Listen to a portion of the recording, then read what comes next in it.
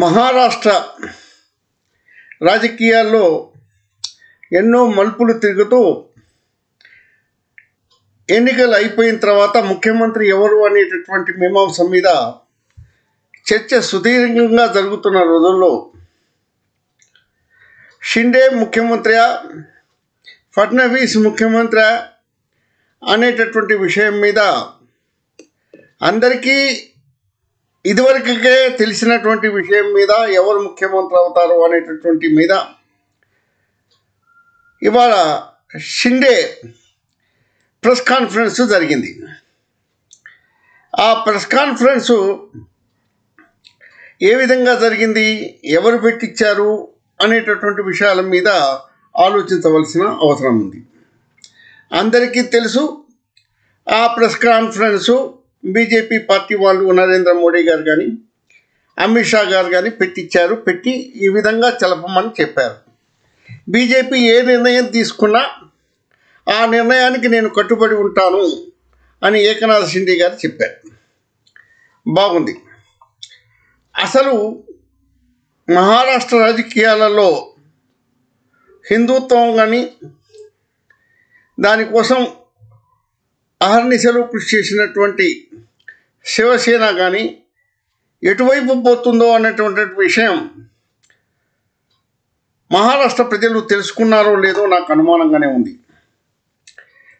BJP మళ్ళా ఎన్నో తడవలు చేసినట్టుగానే ఇక్కడ కూడా రెండు పిల్లులు ఒక కోతి కథతోటి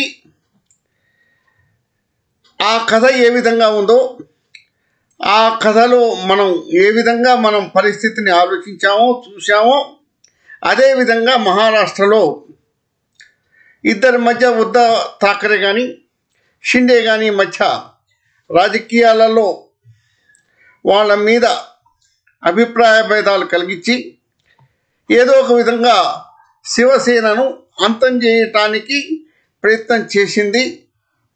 33 వంతులు దాంట్లో సఫలీకృతమైంది.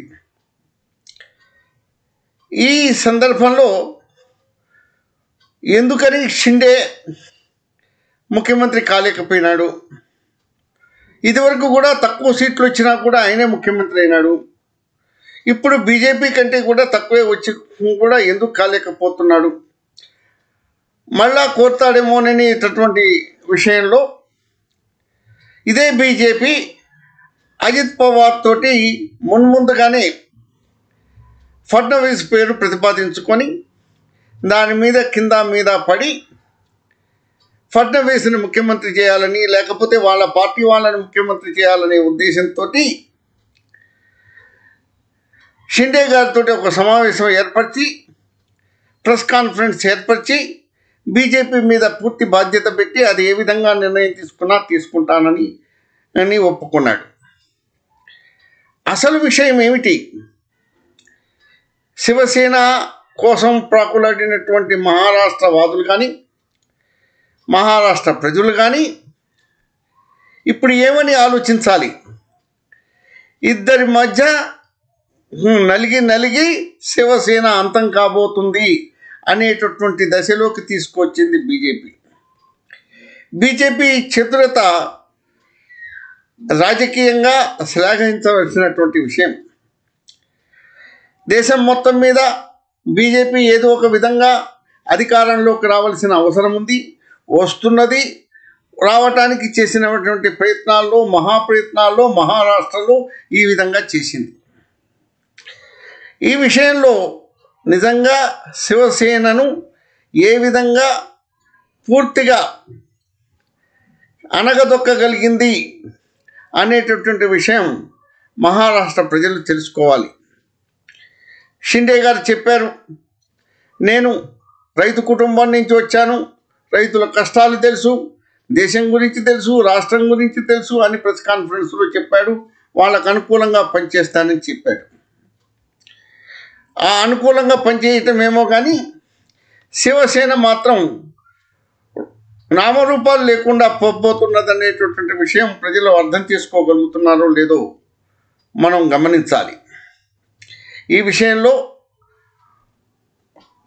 బీజేపీ ఆడుతున్న నాటకంలో రెండు పిల్లుల తగాదాల్లో ఒక కోతిలాగా వ్యవహరించిందా లేదా అనేటటువంటి విషయంలో రాజకీయాలు ఈ విధంగా ఉంటాయి, ఈ విధంగానే రాజకీయాలు చేయొచ్చు అని అందరూ అనుకుంటున్నారు. పవర్లోకి రావాలంటే ఇదొక పెద్ద అవకాశం. ఈ విధంగా చేయవలసి ఉంటుంది. ఏదైనా ఫడ్నవీస్ ముఖ్యమంత్రి కాబోతున్నాడు అనేటటువంటి విషయం షిండే ప్రెస్ కాన్ఫరెన్స్ ద్వారా తెలిసిపోయింది. దీనికి ఫడ్నవీస్కి కానీ బీజేపీకి కానీ మున్ముందుగా మనం అభినందనలు శుభాకాంక్షలు తెలపవలసిన అవసరం ఉంటుంది.